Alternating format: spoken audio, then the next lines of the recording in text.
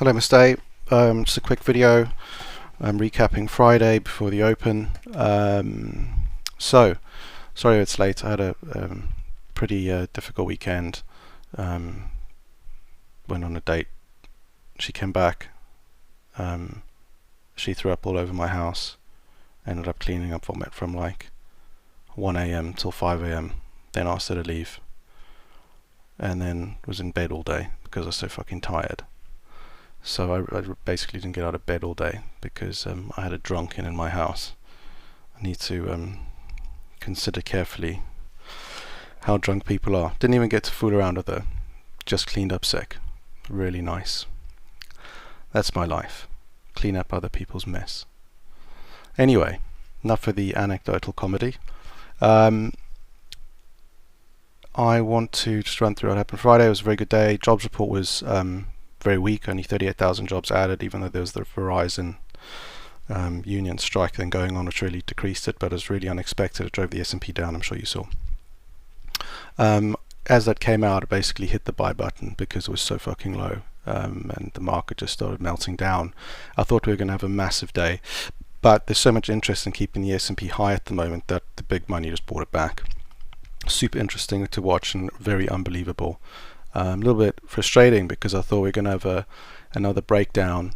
I was kind of edgy at that time on the second trade though. I'm going to talk you through that in a minute because I didn't want to get caught on the wrong side. So two buys.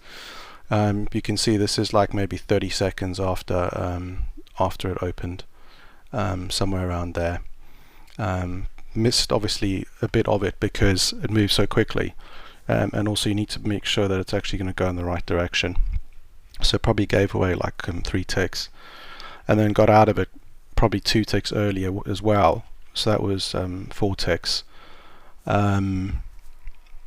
because you don't know where it's going to turn. And when you have these very, very sharp moves up, like you can start seeing it really going up, that's where everyone's puking. So the losers are just jumping out and the market's going to turn. And then you get out and you wait for the next one, which is exactly what I did. And it happened again. Again, there was somewhat of a sharp move up here, and I got a little bit nervous and jumped out. So that was like something like 2 ticks, so 4 plus 2. And then I wanted to wait to see the pullback, but it just started grinding lower and lower and lower and lower and lower.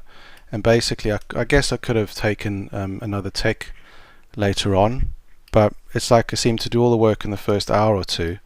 And then it's like, look at this. I mean, it's just pathetic, you know. And you know, I guess I could have just kept scalping 1 or 2 ticks. But after the big moves, you want to see another big move, and it kind of, I guess, messes with your head a little bit because you're not really geared up to take those single ticks.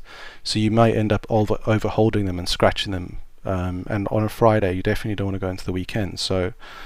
I was a bit disappointed that the market came back so strongly, but still, you know, we made 0.6 plus the rebate. I mean, it's like close to 6.5. I thought I would actually have done 7, but it's 6, so it's 2 plus 4. Today might be difficult because the S&P is still grinding, and it's fucking grinding higher. We're only 40 points off the all-time high now. Like, just nuts. Like, just, you know. And I'm actually ready with the VIX if we move now.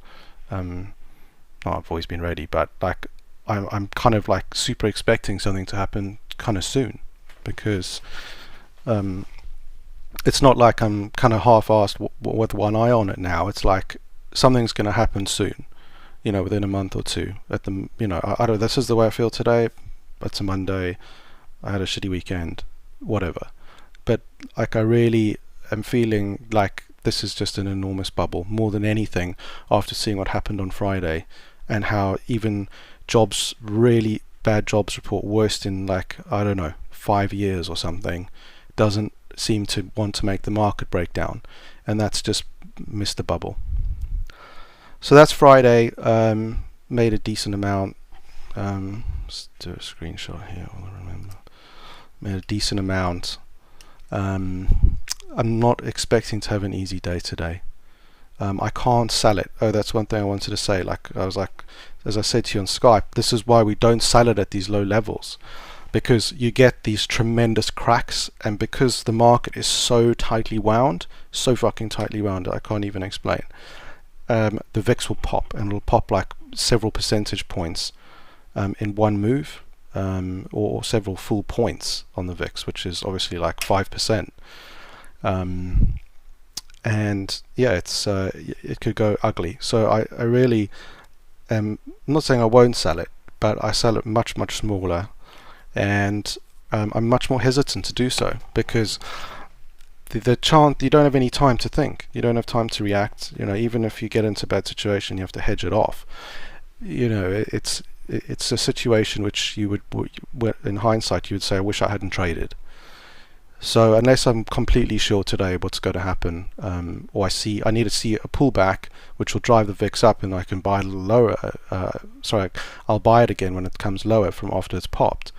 At the very least, that's what I'd want to do. Like selling it now, there'd have to be pretty strong circumstances to make me want to do that. Like it starts trending down rapidly, not this kind of grind down 1 tick an hour kind of thing, or half a tick an hour on average.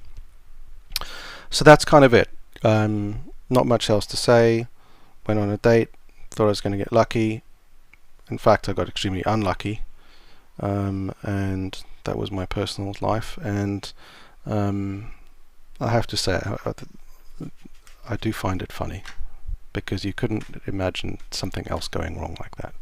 Well, I could imagine lots of things, but it was just unreal. She was really hot as well. I was super gutted. So gutted. Unreal. Anyway.